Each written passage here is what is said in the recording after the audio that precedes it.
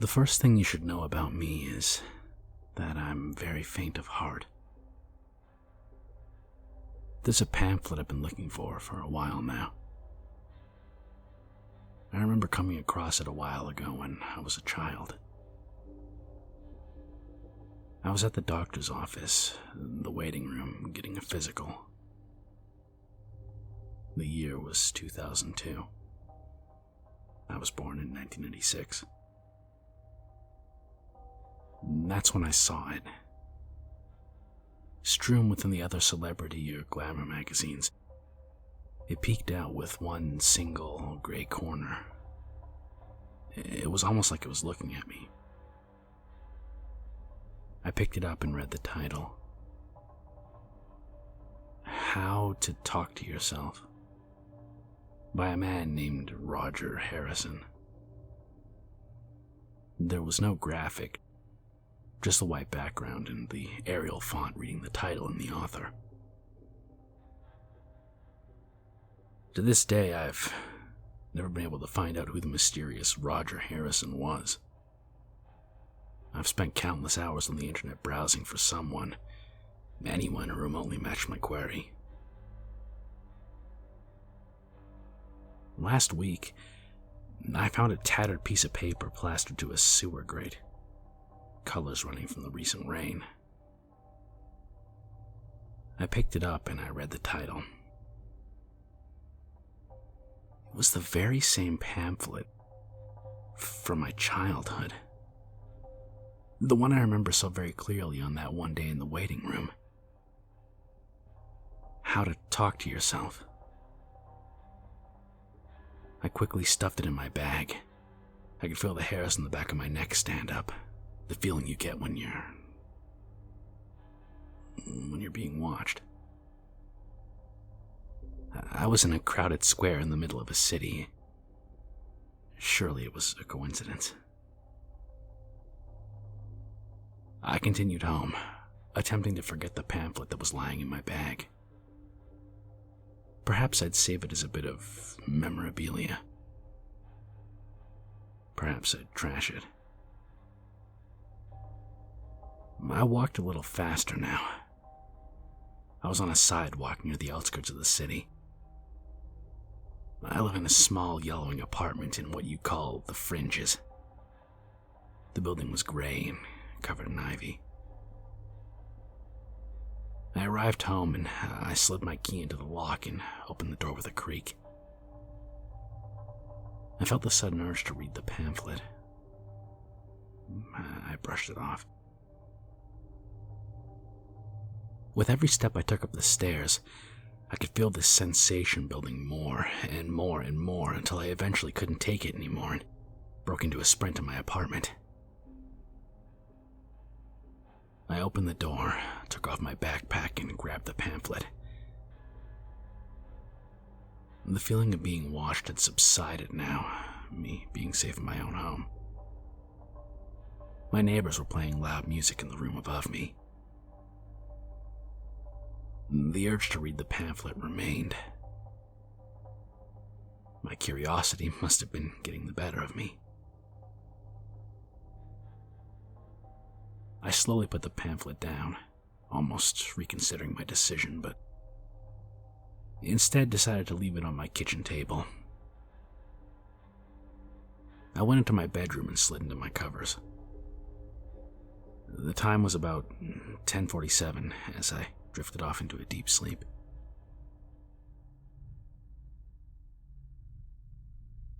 That night, I had a strange dream.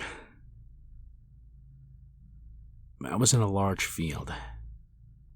The sky was gray and the grass was yellow and tall. I felt cold. The surroundings were desolate and foreboding. As I inspected the surroundings, I realized that this dream was incredibly vivid compared to most other dreams I have. As my eyes scanned the horizon, I spotted something in the corner of my eye, almost indistinguishable, but yet I could see every movement from afar. In the distance, I could see someone. They were entirely draped in a sickly shade of green. Whoever it may have been, they were twitching, almost uncontrollably. I attempted to move towards them, but it felt like my feet were stuck in something. Something soft and something warm. Gelatin or Vaseline, I don't know. I heard a rustling behind me. A twig snapping. I whipped around, and the dream went to black. The rest of the night, I had no dreams, and I woke up shivering, feeling strange. I brushed it off as a side effect of the odd dream. I dressed myself and brushed my teeth. I looked in the mirror.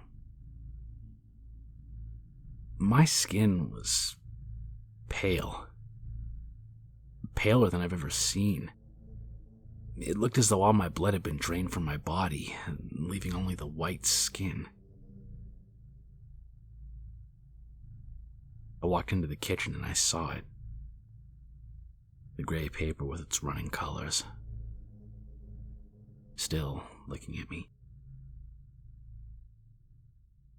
I was suddenly very cold.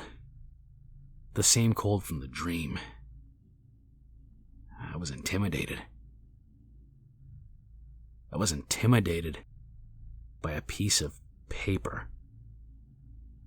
I don't know why, it was just so ominous, strange. I never felt this way about a piece of paper.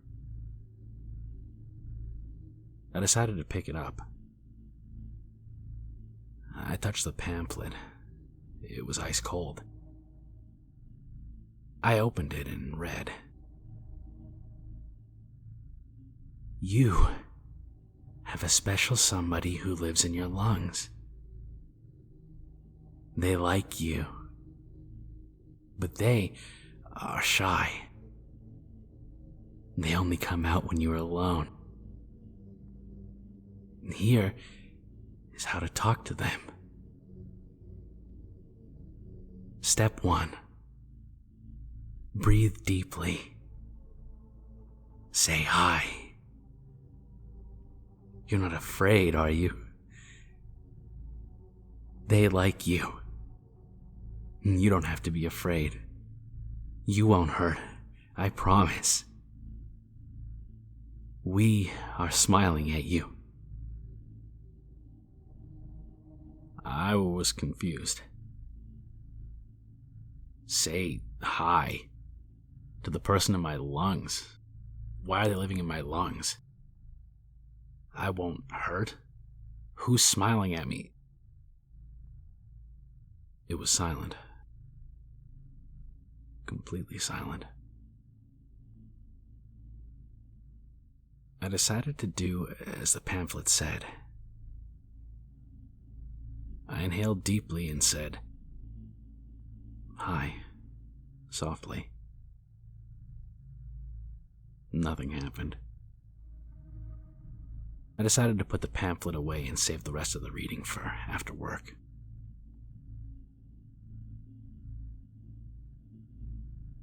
I walked to work. My coworkers were silent, as they usually are, but instead of the typing of computers or movement of machines, there was nothing. Absolute, dead silence. The kind of silence that makes you go mad. It was deafening. I hastily finished my work and left the building to get a cup of coffee. I arrived home about an hour later. It was now 9:24. The pamphlet lay open on the table, tempting me to continue reading it. I gave in to my temptations and picked it up and read. Step 2. Be cold. Don't go to sleep, not yet. They want to see your eyes. Take 1 tablespoon of the oil. Eat it. Shut your eyes. Don't yell. Don't scream. Don't.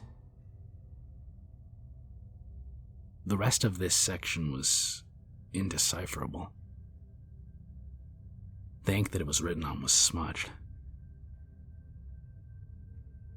The second section, as expected, was equally strange, if not stranger than the first section.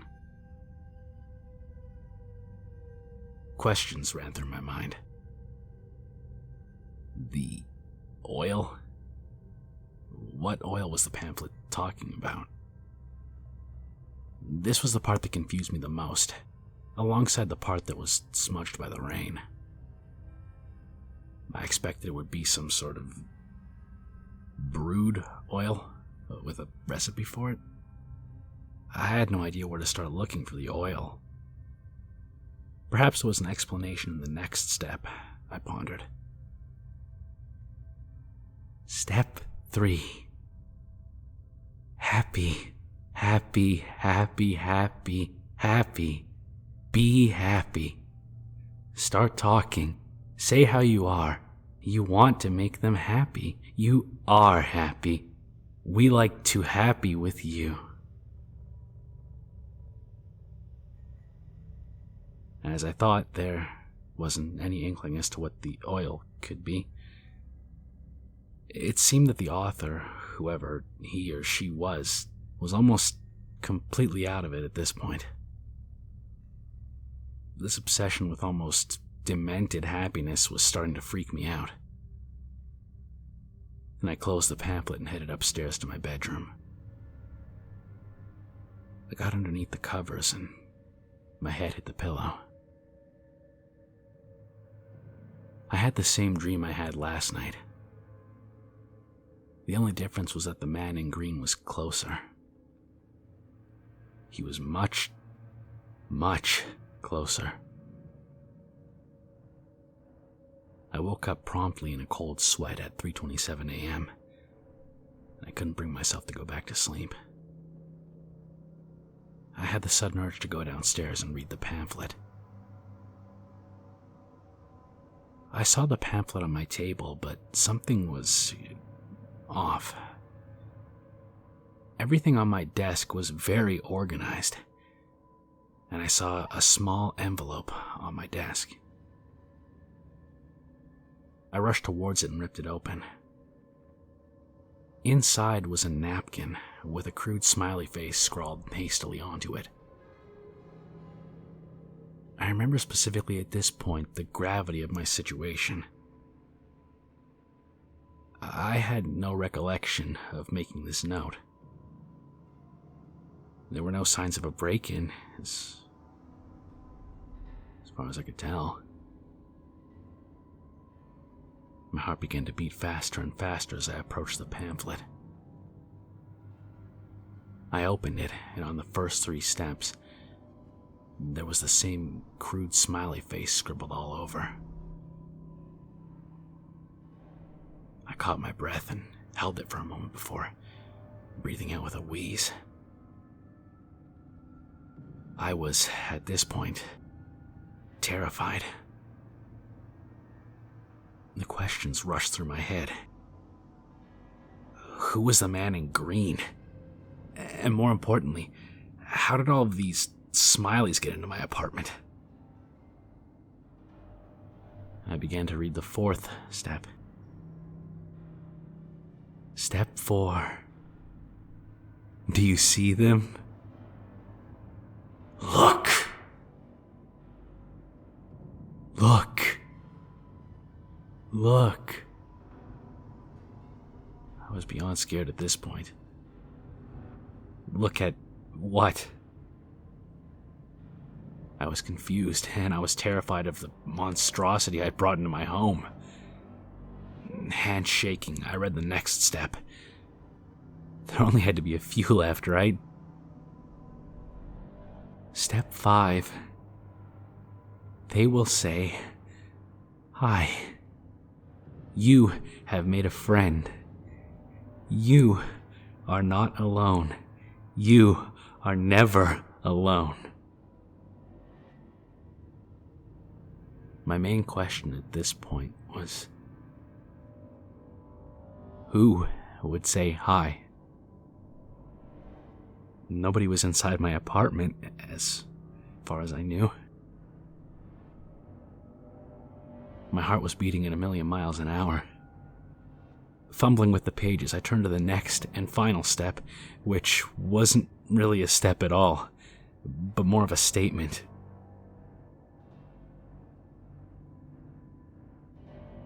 Final step. You're never without your happy friend in your lung. You can sleep now, without waking up.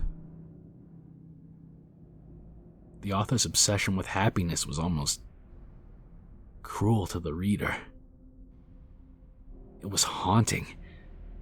The way whoever wrote this put it, somehow, my heart beat faster and faster, and I felt woozy. I was confused, terrified, and alone.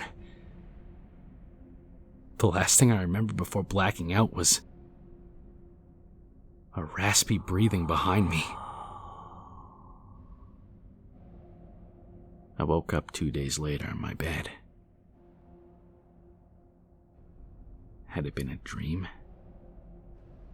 The paper was nowhere in sight. I walked down to the kitchen.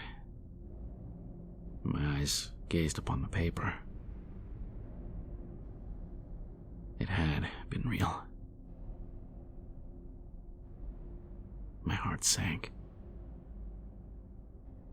The sun was setting. Rubbing my bleary eyes, I picked up the paper and turned to the back. Scrawled in the back of the pamphlet was the following: "Never alone, never alone, never alone. They're here, never alone. I don't like this. I'm not alone. I like you, I can see you. Little friend, I want to touch you. Let me see you. I like you. I'm gonna feel all of your little insides, my very special friend." Underneath the inscription, there was a smiley face. And from behind me, I heard a raspy, shallow voice.